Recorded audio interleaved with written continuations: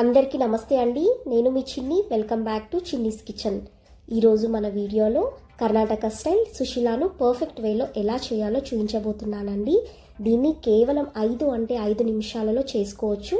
మరి ఇంకెందుకు లేట్, ప్రాసెస్లోకి వెళ్దామా. నేను ఇక్కడ 200 గ్రాముల వరకు బురుగులను తీసుకున్నానండి.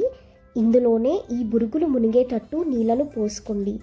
ఇలా ఈ బురుగులను నొక్కుతూ ఒక 2 లేదా 3 నిమిషాల పాటు నానబెట్టుకోండి. ఇలా చేతితో డిప్ చేయడం వలన బురుగులు అనేవి సమానంగా నానుతాయండి. ఇప్పుడు ఒక 2 నిమిషాల తర్వాత ఎక్స్ట్రా నీళ్ళను పిండుతూ ఇలా ఇంకొక ప్లేట్లోకి ట్రాన్స్ఫర్ చేసి పెట్టుకోండి. 2 నిమిషాల కంటే ఎక్కువసేపు నానబెడితే బురుగులు అనేవి చాలా మెత్తపడిపోతాయని గుర్తుంచుకోండి. ఇలా అన్ని నీళ్ళను పిండేసి రెడీగా పక్కకు పెట్టుకోండి. ఇప్పుడు మెయిన్ ప్రాసెస్లోకి వెళ్దాం. స్టవ్ మీద ఒక కడాయి పెట్టుకొని అందులోకి ఒక 2 లేక 3 స్పూన్ల వరకు ఆయిల్ను తీసుకోండి. ఇలా ఆయిల్ హీట్ అయ్యాక ఇందులోకి ఒక 2 టేబుల్ స్పూన్ల వరకు పల్లీలను వేసుకొని వేయించండి. ఇవి వేగాక ఇందులోకి ఒక 2 టేబుల్ స్పూన్స్ వరకు పుట్నాల పప్పును కూడా వేసుకొని వీటిని లో ఫ్లేమ్లో మాత్రమే వేయించండి.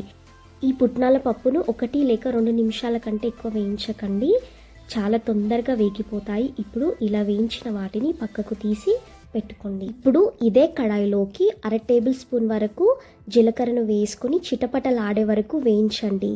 ఇప్పుడు ఇందులోకి సన్నగా తరిగిన ఒక మీడియం సైజ్ ఉల్లిపాయను వేసుకొని ఒక 2 నిమిషాల పాటు వేయిస్తే ఈ ఉల్లిపాయ మెత్తపడుతుందండి.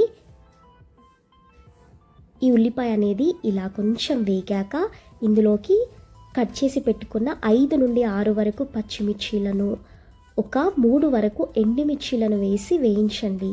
మనం అడిషనల్గా కారం యాడ్ చేసుకోము కాబట్టి పచ్చిమిర్చీలను మనం తీసుకున్న బురుగుల క్వాంటిటీని బేస్ చేసుకొని ఈ స్టేజ్లోనే అడ్జస్ట్ చేసుకోండి. ఈ పచ్చిమిర్చీలు వేగాక ఇందులోకి ఒక 2 రెబ్బల వరకు కరివేపాకును వేసుకొని కరివేపాకును దోరగా వేయించుకోండి. ఈ కరివేపాకు వేగాక ఇందులోకి 1/2 టీ స్పూన్ వరకు పసుపును కూడా వేసి ఒకసారి అంతా కలిసేలా కలుపుకొని వేయించండి. ఇప్పుడు ఇందులోకి మనం నానబెట్టి పక్కకు పెట్టుకున్న పురుగులను వేసుకొని బాగా ఒకసారి కలుపుకోండి. మనకు ఈ బురుగులన్నీ చక్కగా వేడి అయ్యే వరకు లో ఫ్లేమ్లో మాత్రమే ఇలా కలుపుకుంటూ ఒక 2 నిమిషాల పాటు ఫ్రై చేసుకోండి.